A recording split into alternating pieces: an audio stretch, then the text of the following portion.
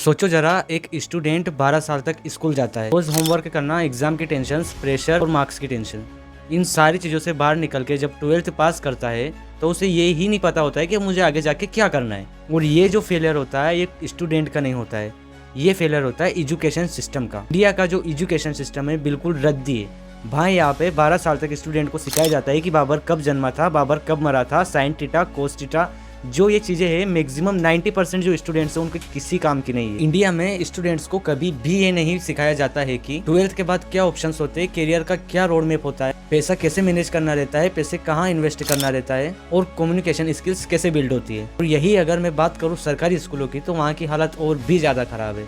सरकारी स्कूल के कई टीचर्स तो बस अपनी अटेंडेंस मार्क करने के लिए ही स्कूल आते हैं। क्लास में टीचिंग भले ही 0 के बराबर हो, लेकिन वहाँ पे उनकी नींद पूरी लेते हैं वो। सरकारी स्कूल में अकाउंटेबिलिटी 0 है, पेशेंस 0 है। इसी वजह से जो स्कूल के स्टूडेंट्स होते हैं वो डिग्री होल्डर बन के रह जाते हैं, ना कि स्किल होल्डर। अब यही अगर मैं बात करूँ अगर जापान की, तो जापान में 10 साल के बच्चों को पैसा हैंडल करना सिखाया जाता है। पैसों का मैनेजमेंट 10 साल के बच्चों को पता रहता है। जापान में 10 साल के बच्चों का भी पर्सनल सेविंग अकाउंट होता है। वहाँ पर उन्हें डिसिप्लिन, टीम वर्क और रिस्पॉन्सिबिलिटी बचपन से सिखाई जाती है।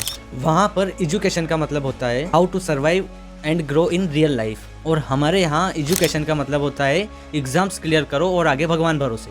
फिर हम कहते हैं कि यूथ डिप्रेस्ड क्यों है, ग्रेजुएशन होने के बाद भी जॉब क्यों नहीं मिल रही है, कॉन्फिडेंस क्यों नहीं है भाई, क्योंकि कम्युनिकेशन कभी सिखाई ही नहीं गई है। डिसीजन मेकिंग स्टूडेंट को कभी भी नहीं सिखाई गई है। एक ट्रू करियर गाइडेंस इंडिया में स्टूडेंट्स को मिलना मुश्किल है। इंडिया के जो स्टूडेंट हैं उन्हें एक रोबोट बना दिया गया, सोचने वाला इंसान नहीं। अगर एजुकेशन सिस्टम सुधारना है तो क्लास 8th से हर एक स्टूडेंट के लिए करियर गाइडेंस कंपलसरी है। English communication plus confidence training जरूरी है। फाइनेंशियल लिटरेसी जरूरी है। टीचर्स की स्ट्रिक्ट अकाउंटेबिलिटी जरूरी है। स्किल्स, मार्क्स, माइंडसेट, तब जाकर हम स्टूडेंट्स नहीं लीडर्स बना पाएंगे।